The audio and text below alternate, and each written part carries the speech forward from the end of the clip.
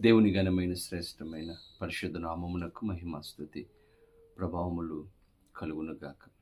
పరిశుద్ధాత్మ దేవుడు మరి యొక్క నూతన దినాన్ని మనకు అనుగ్రహించి ఉన్నారు.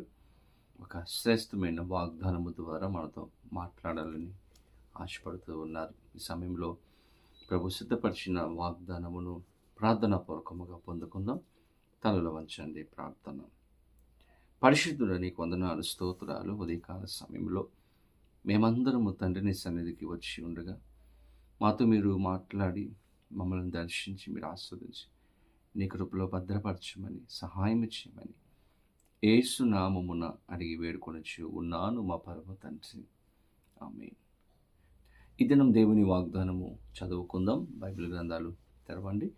కీర్తనల గ్రంథము 136వ సంకీర్తన 23వ చరణమును చదువుకుందాం. మనము దీన దశలో ఉన్నప్పుడు ఆయన మనలను జ్ఞాపకము చేసుకొనెను, ఆయన కృప నిరంతరముండును. దేవుని స్తోత్రం. చక్కని వాగ్దానము దేవాది దేవుడు ఈరోజు మనకిస్తూ ఆయన మనతో మాట్లాడుతూ ఉన్నారు. ఈరోజు దేవుని బిడ్డలారా, మన దేవుడు మనలను జ్ఞాపకం చేసుకునే దేవుడు. ఎలా జ్ఞాపకం చేసుకుంటాడంట? ఏ స్థితిలో ఉన్నప్పుడు జ్ఞాపకం చేసుకుంటాడంట? మనము దీన దశలో ఉన్నప్పుడు దేవుడు జ్ఞాపకం చేసుకుంటూ ఉన్నాడు. మనుషులు మన దగ్గర అన్నీ ఉన్నప్పుడు మనలను జ్ఞాపకం చేసుకుంటారు, మనతో ఉంటారు, మనతో మాట్లాడతారు, మనతో సహవాసం చేయడానికి ఇష్టపడతారు. ఎప్పుడైతే మన దగ్గర ఏమి ఉండవో, ఆస్తిపాస్తులు లేనప్పుడు, అందం లేనప్పుడు, బలము లేనప్పుడు, ఆరోగ్యము లేనప్పుడు, ఈ లోకంలో ఏది మనకు లేనప్పుడు దేవుని బిడ్డలారా, మనుషులు మనలను జ్ఞాపకం చేసుకోరు, మనకు దూరంగా ఉంటారు. కానీ మన దేవుడు అన్నీ ఉన్నప్పుడు కాదండి, ఏమీ లేనప్పుడు, మనము దీన దశలో ఉన్నప్పుడు, దేవుని బిడ్డలారా, తగ్గింపు జీవితము, దీనత్వంలో మనం ఉన్నప్పుడు మనలను జ్ఞాపకం చేసుకునే గొప్ప దేవుడు. ఎంత అద్భుతమైనటువంటి దేవుడు ఈ లోకములో. అలాగే ఎవరైనా ఉన్నారా? ఈ లోకంలో ఎవరు లేరు. ఏ మనుషులు కూడా అటువంటి మనస్తత్వం కలిగినటువంటి వారు లేరు. మన దేవుడు మాత్రమే మన స్థితిగతులను జ్ఞాపకం చేసుకునే దేవుడు.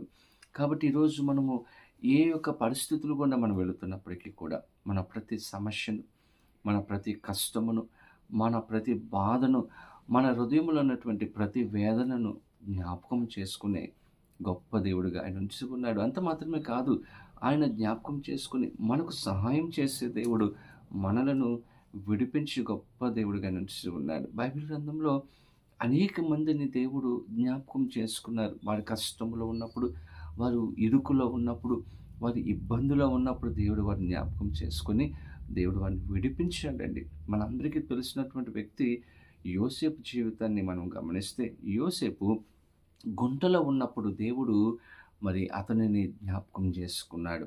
చెరసాలలో ఉన్నప్పుడు దేవుడు జ్ఞాపకం చేసుకున్నాడు. పానదాయకుడు మర్చిపోయాడు యోసేపును, కానీ దేవుడు జ్ఞాపకం చేసుకొని యోసేపుకు దేవుడు సహాయం చేసినట్లుగా మనం చూస్తాం.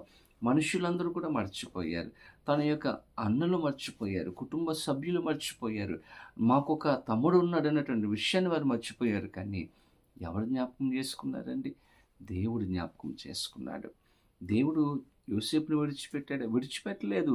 ఆ దీన దశలో నుండి దేవుడు ఉన్నతమైన స్థానంలోనికి యోసేపును దేవుడు తీసుకుని వెళ్ళాడు.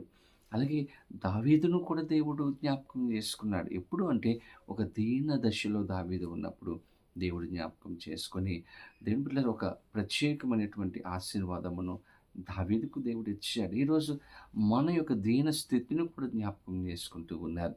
ఈరోజు ఏ కష్టమైతే నీ జీవితంలో ఉందో, ఏ వేదన అయితే నీ జీవితంలో ఉందో, ఏ కన్నీటి అనుభవం నీ జీవితంలో ఉందో, దేవుని బిడ్డలారా, ఈరోజు దేవుడు నిన్ను జ్ఞాపకం చేసుకుంటూ ఉన్నారు.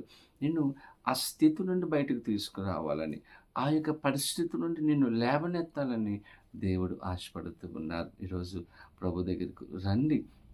ఉదయం లేవగానే దేవుని బిడ్డలారా, ఎంతమంది మీరు ప్రార్థన చేశారు? ప్రభు సన్నిధానంలో మీ సమయాన్ని గడిపారు. ప్రభుకు దగ్గరగా రండి, ప్రార్థన చేయండి, ప్రభుని వేడుకోండి, ప్రభు పాదాలు పట్టుకోండి. మీకు ఏ సమస్య ఉన్నప్పటికీ కూడా ప్రభు దగ్గర చెప్పుకోండి. ఎందుకంటే మనుషులు మనం మర్చిపోతారు. మన దేవుడు మనల్ని జ్ఞాపకం చేసుకునే దేవుడు. మనకు సహాయం చేసే దేవుడు. పరిశుద్ధాత్మ దేవుడు అటువంటి కృపను మనకు అనుగ్రహించి ప్రతి ఒక్కరి జీవితమును దేవుడు జ్ఞాపకం చేసుకొనును గాక. ఆమేన్.